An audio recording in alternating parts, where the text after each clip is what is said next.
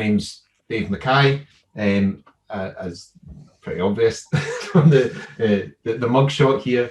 I'm a Professor of Strategy in the Hunter Centre at the university. I've spent about half my time in industry and half in academia, with a keen interest in strategy and strategic management in terms of further study and sort of research and knowledge exchange, and really pleased to be here to talk with you tonight. Also have a strong interest in digital transformation, so I've met many of you through that route as well. I'm delighted to be standing alongside my colleague, or virtually standing alongside my colleague, Dr. Marissa Smith. Marissa. Hi everybody, welcome. So I'm Marissa Smith. I know some of you on the call, I think, from my previous teaching when I was allowed to come to Switzerland back in the day. A bit like Dave, I have an industrial background, although I probably would say about 5 minutes was spent in industry, but I'm an ex-engineer for Rolls-Royce. My interests are in inclusive and participative organisational practices and processes, and especially with the view of strategy and innovation. So we're going to take you through, hopefully, an exciting talk tonight. And like we said, put some questions in the chat, or hopefully we'll have a lot of time for questions at the end. So just to give you a little bit of an overview of what we're going to talk about, obviously we've introduced ourselves. We're going to talk about what has changed and the kind of changing context in the past 25 years and some of the challenges of doing strategy work. We're then going to talk about a series of new perspectives and then talk about what that means for you guys as practitioners and how you can take some of that learning into the future of strategy. Yeah, and this agenda, we mean to be an exploration, that these topics we've seen really come to the fore that we'll be exploring, and we'll try and explain why they've emerged and what it means to you, as Marissa's saying. But we do really welcome dialogue around this. There's so much that's changed and continues to change in relation to strategy. We've highlighted these as we think they're particularly relevant and worthy of your attention, but there are other areas, and feel free in the dialogue or the question and answer session at the end to ask about any other aspects that we haven't focused on tonight. Okay. Thank you. So it's quite timely that exactly 25 years ago today, not today, that's just 25 years. It would be brilliant if it was today, but 25 years ago, Porter published an article called "What is Strategy?" in the Harvard Business Review. And those of you who know about Porter and know what his views are, he reiterated this whole concept that strategy is about taking a position and defending that position. You know, fielding yourself away from the five forces and away from different competitors. So the castle is the kind of metaphor there of take a position, adopt a position, and try and deflect all competition from where you stand. We're going to show you how strategy has moved on from that point and where current thinking is just now. And that is in Scotland, the picture. So you know that is a real castle in Scotland, if you ever get a chance to come. One of many to choose from.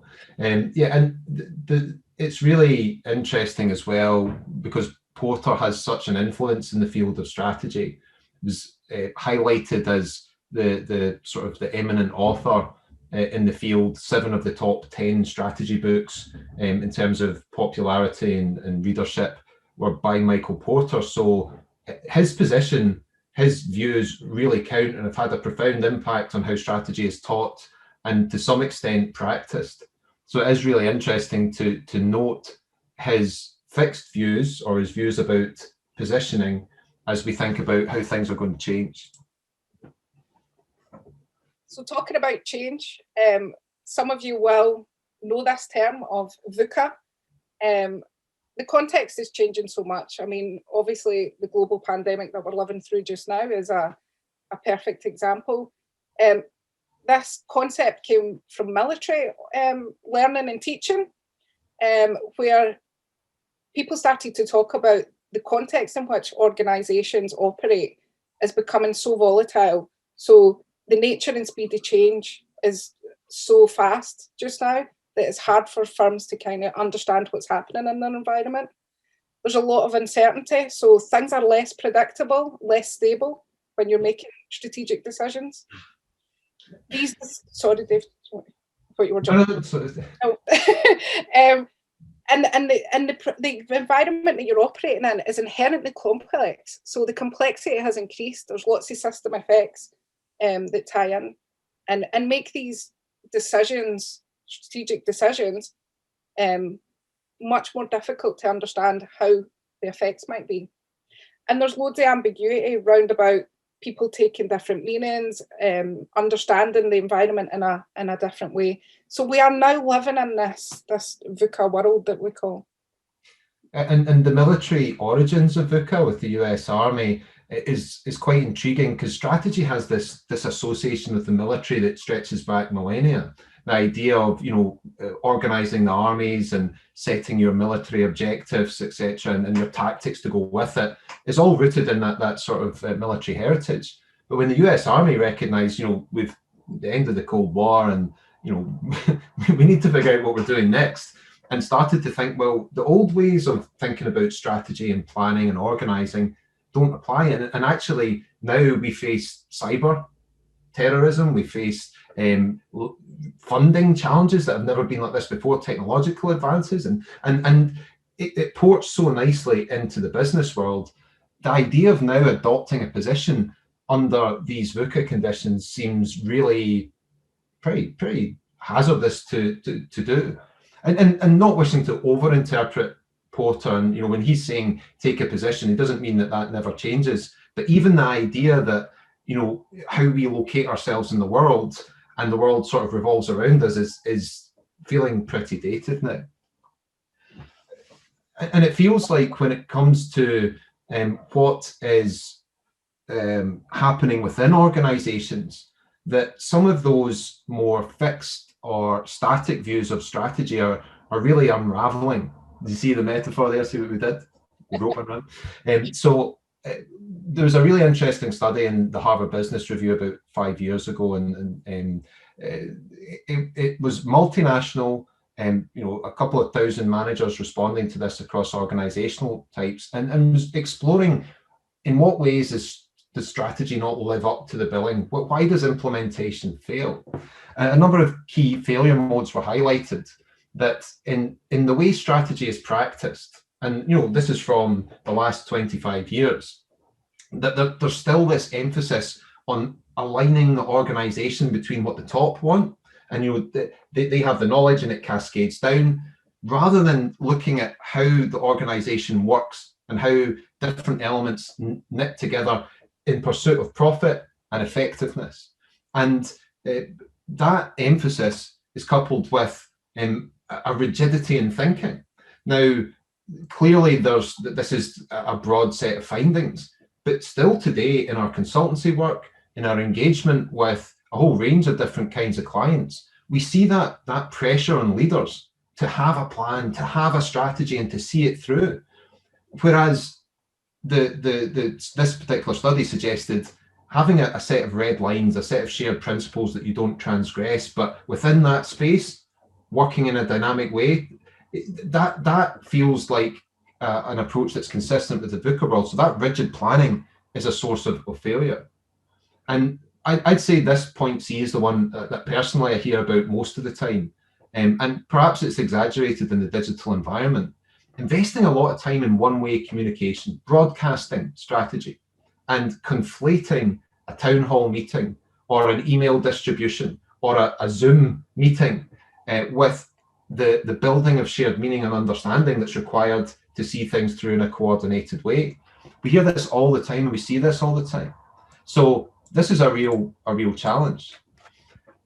I've heard the expression of do just enough innovation not to get sacked as a sense of how you manage your way through the corporate life, where performance measurement is about achieving within the parameters of a strategy framework, more of the same, rather than thinking about being challenging of the status quo, of taking risks in a measured way.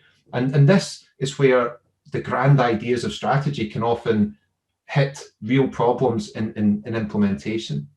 And finally, failing to involve the whole range of talents and possibilities and stakeholders that you have, willing to be involved in strategy, and it remaining concentrated within the brains and the capabilities and capacities of a few. This is what their study found as the key problems of 21st century implementation. Sorry, excuse me. I'm going to sip. The funny thing about this, though, is this isn't really a 21st century issue. In researching some other aspects of strategy work, came across this idea of the problem of implementation, as highlighted in the austere journal Management Science in one of its first editions in 1965. The problem of implementation is where we create strategies, we create research, we create knowledge in a management sphere that is separated from reality. Now, in more static times, when there's an equilibrium, our theories of strategy, these ideas, we can always close the gap between reality and those theories through clever management, clever and improvisation and techniques. But in a VUCA world, where things are moving fast and we've experienced that acceleration in recent years, that separation, that gap, it starts to become really problematic for delivered results. And whether we call it theory versus practice, ideas versus action, research, reality, calculation, everyday life, whatever our expression of where the ideals and ideas of strategy do not correspond to the rough ground of everyday life and the realities that we face, that starts to become hugely problematic. But we're not powerless. And this is where we'd like to focus our talk tonight, is on how strategy academia and practice, as we have encountered it, is successfully addressing these sorts of challenges and issues. And I think the first thing that we want to talk about here is we want to close a gap, not by removing aspects of management science and calculations and theories and frameworks from strategy. Far from it, because they are useful, just in a limited way. It's the way that strategy, theory and practice is evolving to now include much more of the lived experience of the context of strategy and how that's changing, of our interactions and the realities of strategy that are really crucial to incorporate and augment alongside that management science piece. And we've selected 5 hopefully complementary and interesting perspectives we'd like to raise with you tonight. The first one should really, I should have put a brackets around the managerial part, is this idea of dynamic capability. And I will confess, I did study this for my PhD. So I'm going to ask Marissa to mute me after a couple of minutes if I'm really going on about it. But then there's topics like emotions in strategy that are starting to rise to the fore. Now that might seem almost bizarre from a corporate perspective, that why would we even give a second's thought to these matters? And it's because if we're serious about improving the performance of strategy and the effectiveness in leading our organizations, that's an absolutely vital part of working with other human beings to engage with. We've got open strategy, which we'll talk about, which you may have heard of the idea of open innovation. And this is an accelerating trend now to look at how strategy can mirror that idea of open innovation, of flows between organizations in relation to strategy and flows between stakeholders, and inclusivity of stakeholders that, again, is not for some sort of feel-good reason that you put these things in. It just so happens to make you feel good as well. It's because it's better business, because it's better strategy. And this helps redress this balance and close this gap between theory and practice that we need to think in this networked and this collaborative way. And then we'll close with some thoughts in terms of the perspectives on continuing process. And there's different views of what process means in relation to strategy. And we'll look at the latest view here from the last few years from the academic and practice communities. And kind of flows straight into an idea of strategy and practices. Very careful choice of words there, which is about our actions and our ability to close the gap through what we do as strategic leaders. That's how we're going to close this evening. Okay, so we're going to talk about these. Many other changes and evolutions have happened as well. And when we talk about, so what about the future, we'll mention a few of them in passing. But as I said, please feel free to raise any that you'd like to talk about when we get to the Q&A session at the end, if we haven't covered what you were interested in hearing about tonight through these first ones. So I'll do dynamic capability first, and then we'll pass over to Marissa for the following perspectives. As always, as you might expect, we start with a definition of what does this mean. I mean, it sounds pretty appealing just as a set of words, doesn't it? Who doesn't want to be dynamically capable, eh? Dynamic capability is the capacity of an organization to purposefully create, extend, or modify its resource base.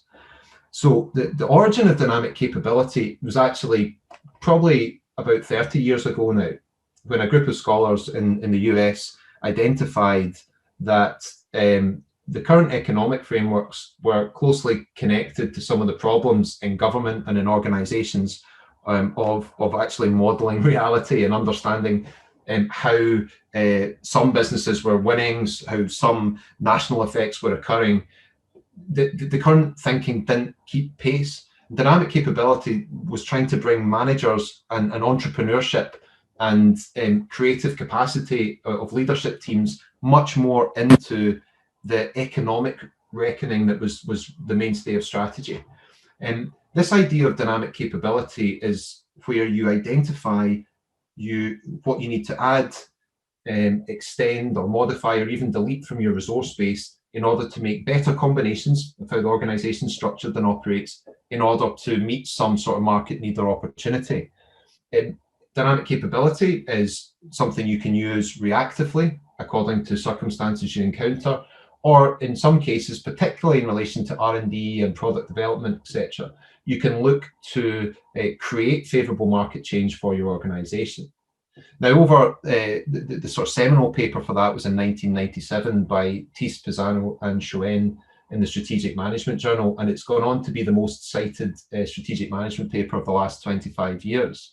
David Thies, the lead author on it, followed up in 2007 with a model of dynamic capability, which you've got on the screen here.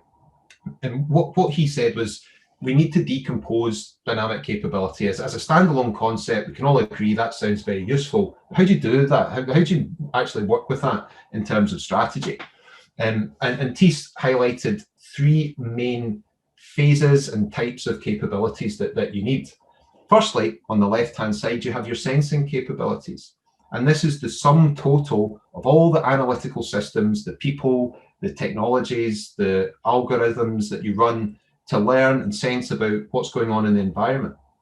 Now, in today's context, that sensing capability is massively enabled in strategy through data analytics, through digital transformation, through the possibilities of big data.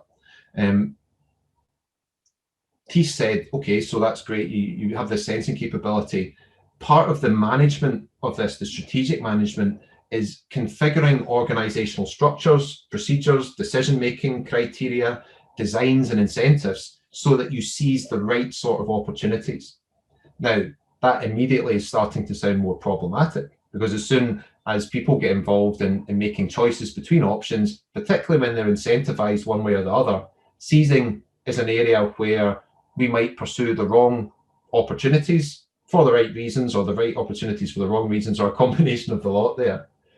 The final part is probably the hardest of them all, is then being able to transform our organization to optimize behind opportunities, realign our resources, realign our activities, and do so in a way that maximizes profit or gain from what you're doing. And misstepping at the transformation stage, being too slow, or not, when you're choosing between options, choosing conflicting options and not delivering the best overall results for your organization is a key challenge. And the organizations, according to Thies anyway, are able to do all three of these are the ones that steal a march in the marketplace. You know, we can pick any of our large successful organizations globally just now and say, well, probably they are, you know, a prime example of sensing, seizing, and transforming. Because almost like fruit flies, you know, internet platform companies are typically used as examples of these capabilities because they have such short life cycles, and you can see the effects of these things play out in full. And one of the famous papers in and around dynamic capability was about continuous morphing. And I think it was Yahoo and Excite that were studied about 20 years ago. So it shows that, you know, if you've got to keep working at this, otherwise it doesn't, you know, it's not a forever capability, this one. But Google's a great example of an organization that is just, to a scary extent, able to sense the market opportunities. You know, it in some ways got derided for its purchase of Android, its purchase of YouTube, and its purchase of Hive, and you know, all the different businesses it's gone into. But actually, this was very much the proactive creation of favorable market change for that organization, and very successfully has followed through with structures and the transformation of the business and the continuing transformation of the business in order to profit and succeed in the marketplace. Now, this is still at the level of the organization, this sort of strategy idea, and how do we make it work for practitioners? How do we bring that down to a level that is really a bit more tangible for us? How do we grow our dynamic capability? A group of scholars, and Constance Helfat is a key scholar in dynamic capability, and some of our early work has focused on dynamic managerial capability. The argument goes that actually, because of their position in the hierarchy of any sort of organization or business, managers have a disproportionate influence on the organization's dynamic capability. So basically, the composition of your management team, their experience, their relationships, their mental models are hugely influential on the organization's ability to execute this dynamic capability idea in terms of strategy. What they mean by human capital in the model is the sort of accumulated skills, experience, technical knowledge, background that managers have. And you think about hiring for boards, you know, that people do look for significant human capital to come in to make good decisions, you know, to be effective custodians of the organization. I find social capital absolutely fascinating here, where you then layer on top the relationships and the quality of relationships and networks that each individual brings with them. If we have healthy relationships with other people, information flows, we give and take, there's reciprocity, and we start to know what's happening. And that knowledge, particularly in advance of it being common knowledge, is very helpful in strategic decision making. We fail to maintain those relationships and networks, and our capacity to make strategic decisions is diminished. So the management team's social capital is hugely important in the information flows and the influence they can exert, and also their ability to control and exert power within an organization. Further, you layer on the idea of cognitive models as well, the habitual ways of thinking that really underpin, probably in an invisible way, the decisions that we make. You know, we're not aware of them on a daily basis. And it's not unrelated to our human capital and our social capital. But this is where really interesting topics are coming to the fore just now in terms of dynamic capability. You may have heard of neurodiversity of boards, the idea that having people who are differently abled in terms of their brain wiring, their cognitive models, their way of thinking, can have huge advantages in the diversity of thought and the dynamic capability of the senior management team, and also the dynamic capability of the organization. Dynamic capability was strategy academia's reaction to not being able to explain the challenges of the world.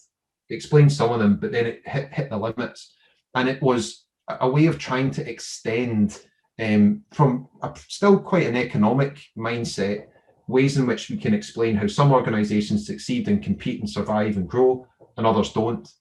And bringing it down to the managerial level was a really interesting development, because there was a lot of resistance to that in the academic community, who wanted to keep it at, you know, the easy to model organizational level. And what it does is it cracks open for us a sense of people in strategy. You know, we're not getting rid of the economic reasoning, but if we want to understand strategy and how it can be effective in this VUCA world, we really need to start to pay attention to the capabilities and capacities of the people leading organizations. So with that, I'm going to pass over to Marissa for some views on some human factors here. Thanks, Dave. So, yeah, absolutely reflecting back on what Dave's saying about, you know, the managerial mindset and the cognition that sits not only within managers, but actually within all organizational actors, really. One of the things, and it's a hangover from that economic kind of Porter-esque view of strategy, is that strategy has to be analytical. It has to have that management science, you know, aspect to it, which is fine. But actually, emotions play so much in strategy, and it's stuff, you know, it's a thought that is coming through in the academic literature, where we need to understand how emotions actually influence strategic decisions. So we know things like, reflecting back to what Dave was saying, managerial enthusiasm for an idea can influence if a strategy goes forward or not. Some people might have fear in things and will not want to speak about it if it's, you know, in a certain environment, or if in a strategy making context they don't want to raise their voice because there's an element of fear in political environment.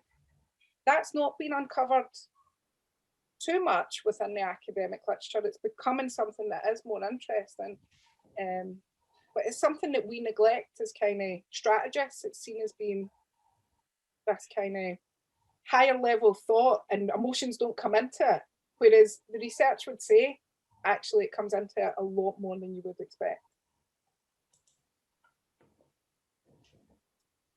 So what do we know about it? Well, the kind of sense-making processes that Dave was talking about, the managerial cognition, we know that actually the emotions people feel in a moment can actually affect the interpretation of strategizing episodes. So when people are living through these things and making strategy, the thoughts and feelings that they feel at that time can have a huge influence on what's taken forward as a good idea. The whole concept to narratives and storytelling, I know Dave will want to say something about this because he loves it, but the whole concept to narratives and storytelling and strategy, that's emotion. That's hooking into people's beliefs, their passions. That's what strategy should be about, hooking into that energy that sits behind each one of us. Even if we want to think we're the most analytical person in the world, we definitely still have that emotion. And that comes through in the strategy making process and how we enact strategy as well. There's also been a bit of work done in, if we mask emotions, so we pretend that we believe a strategy, then actually what actually happens in the background is that makes worse strategy. So people are not effective. The strategy will not be effective if they're masking what they really feel. Then the strategy will come across as actually being worse than if they could raise it and be open and honest in that environment. Yeah, it's such an interesting area, this. Thank you for allowing me to. I'm going to keep it brief. This is sometimes known as hot strategy, which sounds a bit like hot yoga. So we kind of like it doesn't quite work as a title. Emotions and strategy is absolutely key. Marissa and I have a PhD student, a senior manager, who's looking at this topic just now, and has brought up a whole range of related, really relevant factors that are influencing the quality of strategy making just now around trust. That one of the issues of masking emotions is you come across as inauthentic, instantly diminishing the trust of the people you're working with in what you're trying to achieve from strategy and the strategy process itself. And if you break that, so you can map the latest developments to things like Harvard Business Review or California Management Review, MIT Sloan, etc. And this is re-emerging as a key topic in strategy, this idea of emotion and trust. the current views, and there's some really interesting recent work on this, is that trust decomposes to authenticity, hence the importance of emotions, coupled with the quality of thinking. So we still need that management science element. We still need the calculations and the rational, sensible thought. So it's augmenting when we bring emotions in. And it also requires empathy. That whole hooking people in, we need to have a sense, and you can relate this to your own views, ladies and gentlemen. Think about how you feel in relation to strategy making processes. If you are asked and respected, and you can tell that the strategy leader or the process itself has taken cognition of your views, you're instantly inside that process, not an outsider criticizing it. You feel that you can have some sort of trust in what's going on. And it's not one or the other of these elements. It's authenticity plus cognition plus empathy gives trust and buy-in to a process. And emotions is such a key part of building that trust. Next slide. Yes, please. Sorry. So kind of part of that whole strive for authenticity, there's been a move, and like Dave said at the start, you've probably heard of the concept open innovation. There's a kind of general trend towards openness. So we hear about open government and even open source data, all of this kind of thing. In academic terms, we're talking about open science and open data. So in general, there's this move to kind of a more open society, if you like. This is a kind of key, it's just an emerging topic, I would say in the past few years, really, that people are starting to talk about. And Whittington, who is one of the key authors in this area, actually talks about it as being transparency plus inclusion. So reflecting back to what Dave said at the start, around about, including people and people understanding being part of the process. They can only be part of the process if they are included, and not just that lip service, not that veneer. It's got to be purposeful inclusion, but transparency in a process that they understand and they know the decisions that are making all the way along. So there's lots of definitions on what openness means, and I always ask the question, how open is open? So to some people, open means everybody inside their organization, and that's open strategy for them. Others, it will be open to all stakeholders, so internal and external. So how open is open? I mean, there's lots of issues round about openness, and some dilemmas emerge. It's not just enough to say we're going to be open. Why do we do this? Why do we do openness? It's back to the things Dave was saying previously. You get better quality outcomes. If people are being included, their voices are heard, they're part of the process, you're getting a broader range of ideas. That whole diversity aspect comes in. But that means that inclusion part needs to be accessible. So you have to think about who's going to be involved, and then how can they access into these processes that you want them to be part of. So there's a series of dilemmas that it uncovers for leaders and for you guys. Can I just check back to the Strathclyde MBA for a second there, Marissa, in recognition of what brings us here tonight as well, is that, if we are talking about what's changed in the last 25 years in terms of strategy, this idea of open strategy is gathering pace, and it's gathering pace fast. But really, that was what Fran Ackerman and Colin Eden introduced many years ago, and recognised the importance of openness when strategy is viewed as a social and political process, that there's significant gains to the quality of how strategy outcomes, as you say there, and there's also significant gains to then the implementation of the other side, is that you've already started the learning and the buy-in as you start to formulate your strategy ideas. And I think back to experiences of teaching colleagues around making strategy, and many people on the call tonight will have been through making strategy. And even the questions that come up in the class around, who do we involve in this? Can we involve external stakeholders and getting diversity of thought in? This is a topic where I hope you continue to see rising value from the making strategy studies you've done over the years, because this is it. This is what it's about, and it's increasingly now almost an expectation in an organization that you'll understand, how you can open up to the maximum potential. And I mean, more people are talking about this, not just as it's a nice thing to do, like you were saying earlier, Dave. Some people will say, oh, it makes you feel nice, so that's why you open up. Actually, a lot of people are now saying this is a moral thing. This is a moral aspect that organizations should be opening up, should be allowing people to have a true voice. I know I use the word true, but to have their voice into the purposeful decision making of organizations. And in Scotland, in the Scottish government, that's actually mandated in policy. So if you're a kind of third sector or public sector organisation in Scotland, the people you work for need to have a meaningful and purposeful voice in your strategic processes. So like Dave says, back to making strategy. So how do you do that? How? But there are a series of dilemmas, and we'll talk about that in a second. And making strategy will come back again at this point. So there are dilemmas here. So the kind of dilemma of process, and hopefully if you've done making strategy, you'll get some of that. So this is not my study, this is Hout's, apologies for the pronunciation, who looked at this a few years ago. But actually, if you open up, they said, right, okay, you get this wider source of knowledge, but actually you have to compromise over that development process. I would argue we don't.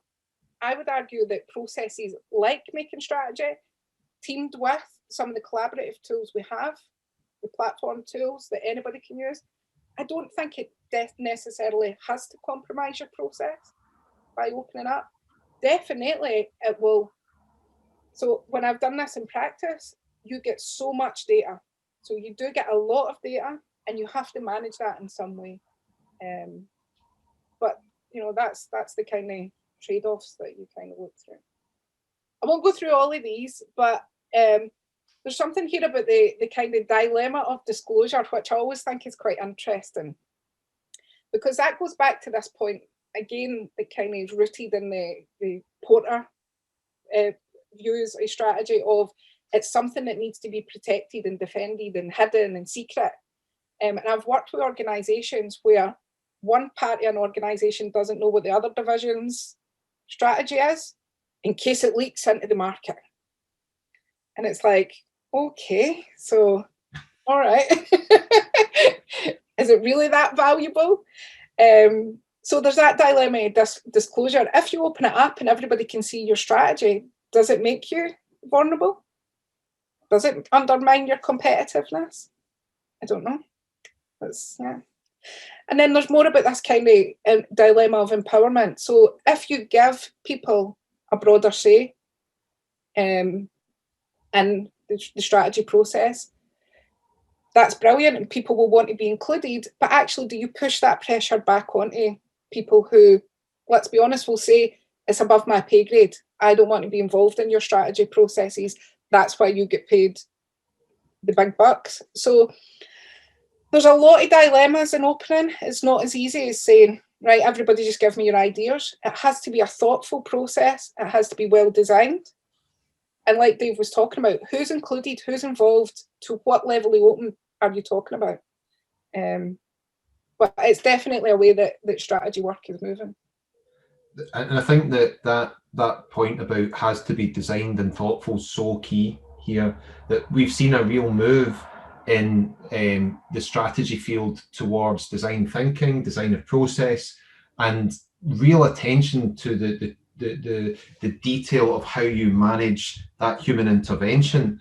I worked with a financial services organisation, a FTSE listed one in the UK. This was about 7 or 8 years ago this happened, that they decided they were making strategy for the organisation. They decided to solicit employee views, and they anticipated 100 people responding, and they created these what they called idea cubes. So they were paper cubes you could write ideas on, and it was to get a number of ideas from each participant, and you put them in a wall. Once you made your cube, you put it in the wall. That's you sharing your ideas. They got 6,000 respondents, and they were overwhelmed. They figured with the staffing that they'd set out, it was going to take them 9 months to respond. And the CEO at the time stood up at the next employee conference and said, yeah, we didn't really think that through. So what we've done is we sampled and we've come up with a 5-word strategy based on your input. Now, to say that was destructive to the morale and the engagement of the workforce would be an understatement. The worst thing you can do when you ask someone for the perspective in this is to then ignore them. But that, is where the possibilities now, coupled with that focus on designing effective processes, that's where you have huge potential to engage people using digital technologies now, if it's done in the right way. So tailoring your design of process to suit the audience, as Marissa was saying there, and the sort of the empowerment angle. There was a recent example we were looking at where IBM managed to involve 100,000 employees in a not even a strategy process, in a significant organizational decision, but using data analytics carefully managed alongside a very well designed process. And there's something really there to think about, ladies and gentlemen, if this isn't happening in your organizations, is to think about the extent to which your strategy is open and how you can evolve some of the ideas of making strategy, or the ideas on the screen here, to change that process, involve people in a more effective way to improve the quality and effectiveness of your strategy work. Good. This is kind of almost the final two perspectives are kind of two sides of the same coin. In strategy research 25 years ago, 26 years ago, there was a really influential paper on strategy process, and it highlighted 3 different interpretations of what strategy process means. The main one in academic literature, which informs the papers, which informs the airport books, which pushes into consultancy practice, was the idea of process as related variables. Pull lever X, result Y follows. And that's useful at a policy level, that's useful at an organizational level, in a very abstract way, to help make strategy trade-offs and choices when you're talking about the really big ideas and decisions. Or at least that was what was expressed at the time. The second interpretation was strategy process is a set of activities that leads you to an outcome, where you break down strategy into, gather this data, identify the trade-offs, make these choices, execute. And that was probably for the following 20 years became more and more prominent. The consultancy industry really adopted that, and you end up with lots of different models and 7S's and all these sorts of things, which explain how you execute those steps, those activities better and better to make better calculations and deliver better results. At the time, the third idea was put forward as this idea of strategy as a continuing process, but it was kind of dismissed. There's something about context, there's something about continual flow, but it's not really, how do you even work with that? And that same, it wasn't the same exact authors, but that same community of authors published a paper in the leading global journal a couple of years ago, really saying, okay, maybe we got that wrong. What we should be focusing on is strategy as they didn't say they got it wrong, but it's just heavily implied. Strategy as continuing process is really the way to look at things. Now, from a practitioner perspective, and as we said in the start, we've worked in corporate life, we've worked in different ways as practitioners in strategy. I mean, this feels actually, of course, this is the lived experience, isn't it? That we have what we call strategizing episodes. So the idea of continuous accomplishment is that you must consider strategy as a dynamic process that is never finished. It's always on the verge of being completed, but you're continuously updating it. So strategizing episodes are perhaps where you draw in that idea of sets of activities. We do certain activities together, we interact, we make decisions, and we go and try and put them into practice. When we do that strategizing work, we draw in our view of the environment, we sample data, we think about what's going on in the organization, and we also revert to the tools and methods that are always evolving as well. There's lots of things we can think about that help us make what we believe are good decisions. Then we test those decisions in reality, we try and put it into practice, and we achieve what is referred to as realized strategy. Now, that going way back, Mintzberg and Waters, you may remember the idea of emergent strategy, which is when your planned strategy and what happens naturally comes together, you end up with this sort of realized outcome. We need to learn. We try things and we have to do something. We have to deal with the world around us. And if our strategy idea works, do we need to do more of it? How do we know we've done the right things and it's not just an accident? So we need to reflect and learn. Very often, more often than not, our strategy ideas don't live up to our expectation or our calculations, and we need to change course. Now, the time between strategizing episodes can be set by us. We can choose. It's a bit of a cliche to say we need to decouple ourselves from the budget cycle. Frankly, that is still the prevalent practice. Everybody says, of course, we don't do that, but they still then execute a set of practices that very much lines up to annual or quarterly processes. What about on demand? What about when we need to do it, when something's changed or when we sense something has changed? Now, the idea of continuing process brings to the fore a number of other considerations. It requires us to have real mastery of our context and what is referred to as topography. Like when you make a map, you've got cartography where you draw it out. Topography is the actual lie of the land. And one of the big problems is that's another way of talking about the implementation gap, that you have a difference between the map, the strategy picture of the world, and the reality that you face. How do you gather that topography? We're going to talk about that in a second. What becomes really crucial is a sense of time and timeliness, knowing when the right moment is to pursue an opportunity, not because your strategic plan has told you to, but because you've sensed it's the right or the optimal moment in the environment. And that requires an intelligence and a bit of courage from a leadership point of view to hold your ground until things are ready. There's some really interesting articles around the strategic power of waiting or doing nothing. It's not really doing nothing, it's pausing until the moment is right. But that starts to become really important from a continuing process point of view. Decouple from organizational timescales and look at what you're actually trying to achieve. And that means you need to know the trajectory of events. So how things are changing around you, all the dynamics that you're part of. Now that is a bit incompatible with the idea of the grand heroic leader or the visionary strategy, that we need some humility there. And that humble mind, as it's sometimes called, and that openness to learning is a characteristic of effective strategists within the domain of continuing process. And this is relaying, the ideas of Burgelman and colleagues that, as per the previous slide, ladies and gentlemen. Personally, it feels particularly relevant to what we've all experienced in the last 12 months.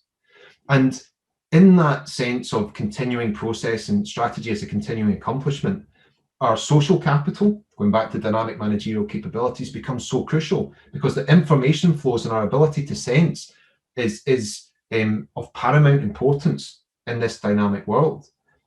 Where we direct our attention, the sources of information we choose to gather and listen to becomes really important, as does our ability to work with other people and engage them in the strategy task. So in some ways, this renewed focus on strategy as continuing process is just drawing together threads that were starting to bubble up in different ways over the last 25 years around the role of strategy as a social process, around emotions, around engagement, inclusivity, openness, learning, etc. And it's possibly a recovery of what we've naturally done for a very long time as human beings. When we think about strategy in practices, this is a really, this is the paper even cited there is only available in pre-release. This is from colleagues Brad Mackay, no relation to me, plus Anoop Nair and Robert Chia, who are, all have been involved in Strathclyde in some shape or form in the past.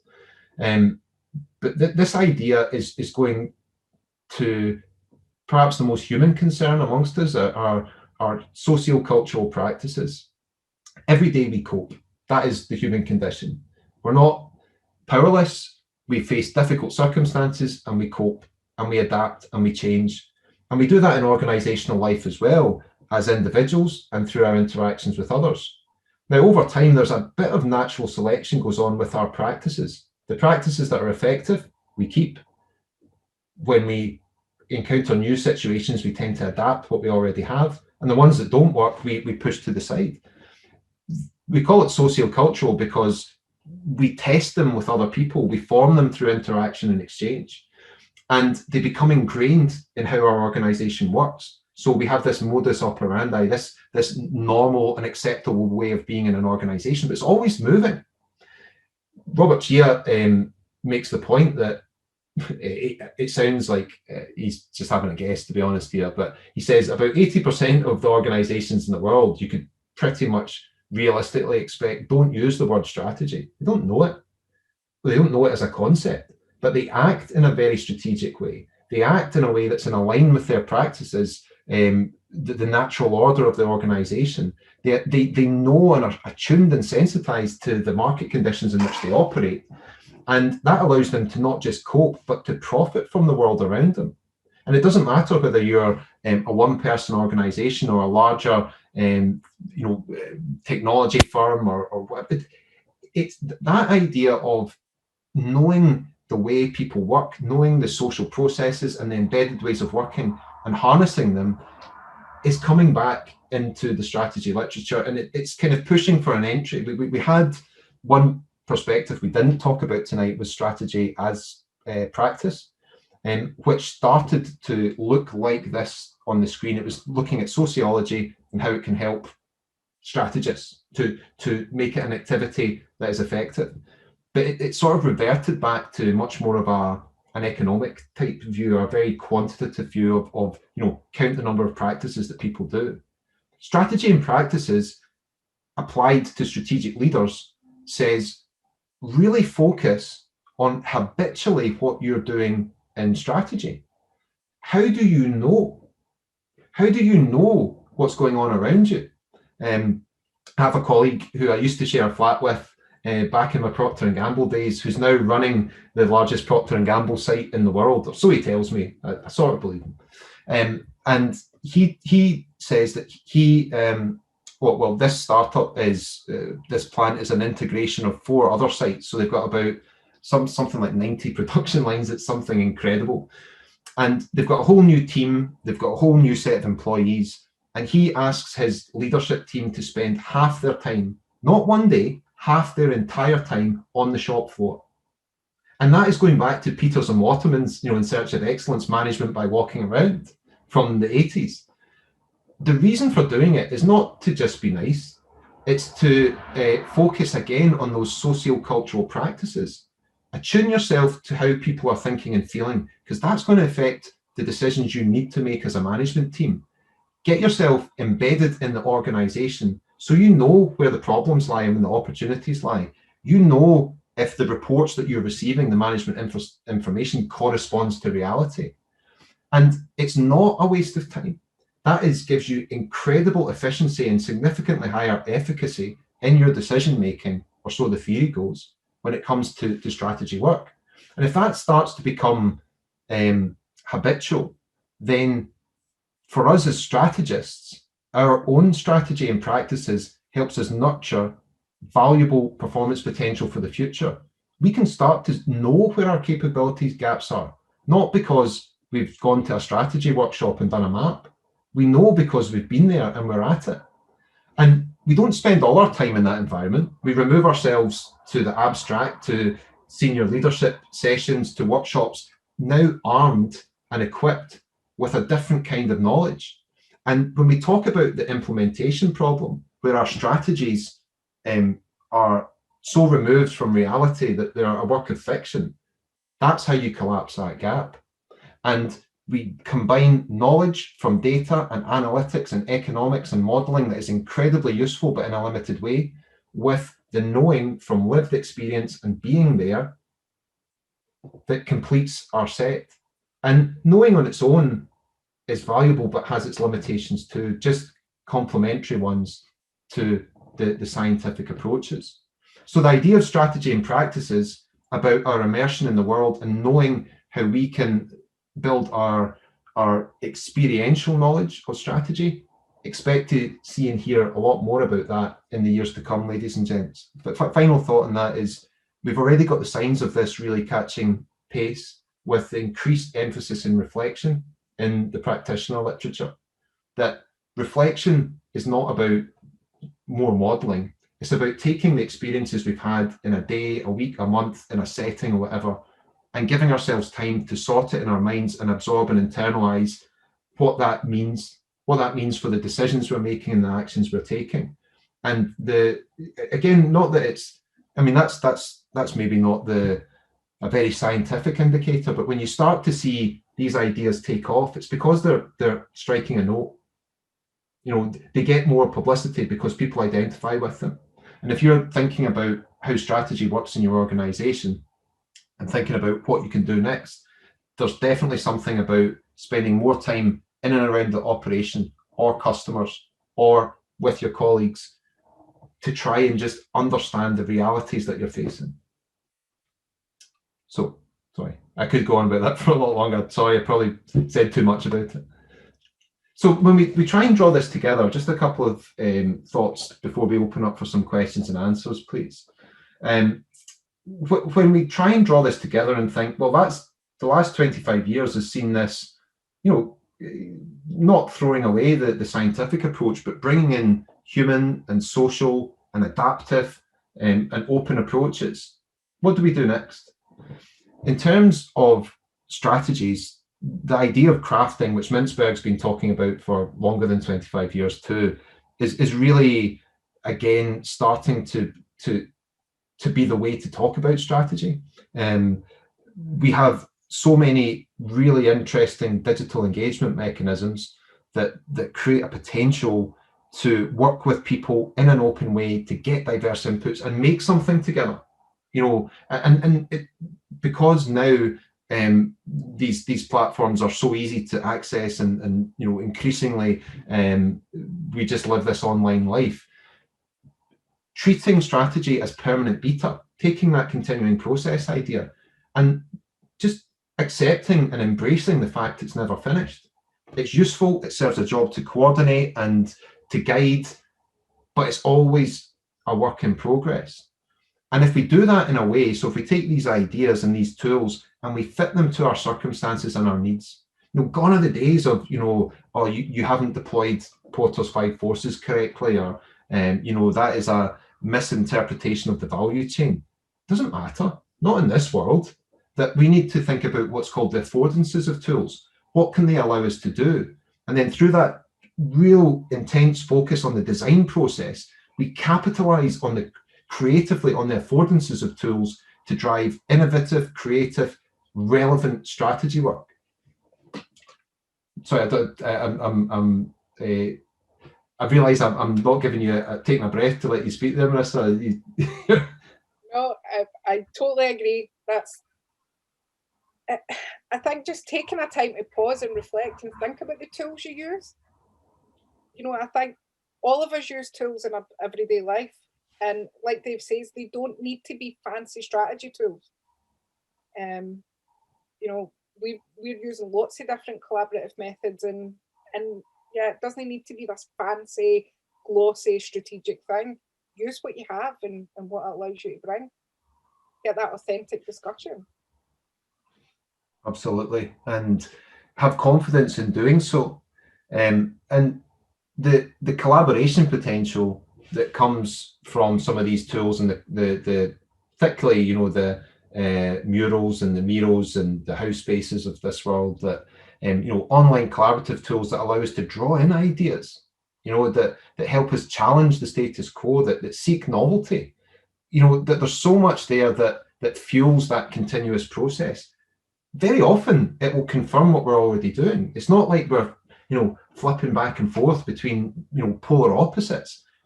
We can continue with confidence now and use some of the digital tools and analytical tools to really ensure that we are, you not missing anything, as far as we can. And as we go, emphasizing inclusivity because it's good business, because it's good practice and gets you better outcomes. And now there's so many options we have in terms of strategy that help participation occur with no friction or low friction to everybody's benefit. And one of the interesting things about designing with collaboration in mind is it doesn't just improve the process for your collaborators, it improves it for everybody. Strategies has this heritage of being exclusive, uses so many concepts and a very elaborate language, and it's the top of the tree, as we've been saying, that only it's the preserve the boardroom. Actually, if you can break that exclusivity and that exclusive nature, you find a sense of relief and ability to participate increasing from those at the top of the tree as well. So it's not their needs are not ignored, they're enhanced by making strategy better for everyone. And that continuing collective effort also helps with the motivation and the ability to follow through with implementation. And probably said all this already, that when it comes to digital technologies, augmenting, not replacing people, I really, there's some fantastic examples out there of where organizations that manage to balance technological excellence with humanity and people-centered designs are the ones that are reaping the benefits in terms of what their strategy, their digital strategies and what they do in their organizations with digital, but also how they're able to apply that same perspective to the process of making strategy. There's one idea that we've seen sort of emerge in the last couple of years that's worth mentioning here as well, of data hubris, that as we start to use digital in strategy work and we reap the benefits in process and outcomes, we need to balance it with that immersion I was talking about earlier, that be really skeptical and challenge the data and the information that comes your way from large systematic efforts, ladies and gentlemen, the calculations that are made in order to avoid trusting the data and being misled because there was actually a difference between the analytical system and the reality that you're facing. So is there anything you want to say on that before we go? I think just the point about inclusivity, Dave, and I'm minded of the time we worked in the strategy making and we worked alongside an artist. And it was brought in to include people with a learning disability into the process. But that was so powerful and so useful that it was used in every session going forward. So that kind of view of if you design for widest possible accessibility, it actually helps you include everyone and makes it easier for everybody. So yeah, I think that's a key point for me. I totally agree, Marissa. And I had the privilege of a lifetime to be involved with the Man Vision 2040 strategy making, which was the national objective setting, the sort of 20-year process, the horizon that they were looking at. And in the design brief was to maximize inclusivity and representativeness of outcomes of all walks of civic life in Oman. And they used an artist alongside the process on a grand scale to be illustrating, to engage, and to make sure everyone was able to participate in full. And the amount of interest in that and the good feeling and goodwill that generated towards the process is an example of the sort of empathy piece that we were talking about earlier. It shows you've actually cared about someone's needs and makes them feel that the strategy process, going back to the emotions side, is something that is working for them. It's good. So final thoughts, ladies and gents, and then we'll ask for your views. And thank you so much for your attention tonight, and look forward to hearing what you have to say about what we've been talking about. So what do we do as practitioners, and how do we address this challenge that seems to still plague strategy? So we've made these 5 recommendations for you to think about, kept them brief to fit on the slide. Engaging hearts and minds, not downplaying it because it feels, sort of a different domain to strategy. That's got to be, it's not a choice. You can do both now with the tools we have available, making that part of your strategic management thinking. Reconnecting with daily realities. If you feel that you are finding it hard to interpret data, or that you haven't met a customer for a while, reconnecting with daily realities will help you with your strategic perspective and your insights and approach to strategy work. Accepting that dynamism is the only game in town now, and really challenging ideas of fixed strategy, and not what we might call long-term objectives. They're kind of outline parameters, but that strategy process, that engagement with people, that driving through decisions and trying to make things happen, doing it in a dynamic way on demand, will help you, we would say, recover a holistic view. We didn't touch on strategic perspective tonight too much, although we did, but not directly, where some of the original thinking alongside the military interpretations is that strategy means the whole. It means the whole thing. And one of the issues with calculative approaches and management science approaches to strategy is they necessarily reduce, they simplify, they isolate, they put boundaries around things. Otherwise, the calculations can't occur. So we can still use those calculations, but augment our experience and our lived experience with that kind of calculated knowledge to recover a holistic view of strategy and a full strategic perspective. And all that requires us to really tap into the full human potential of the stakeholders involved in our organization, if we are to have a modern and effective interpretation of strategy. So rather than us go any more specific than that, what we thought we would do is just close on that note and say that perhaps the challenge for us is all to reflect on what this means for us and our organizations, and engage with this in order to design out the implementation challenge of strategy. Thank you very much for your attention, ladies and gents. We'd really welcome any questions or comments that you have.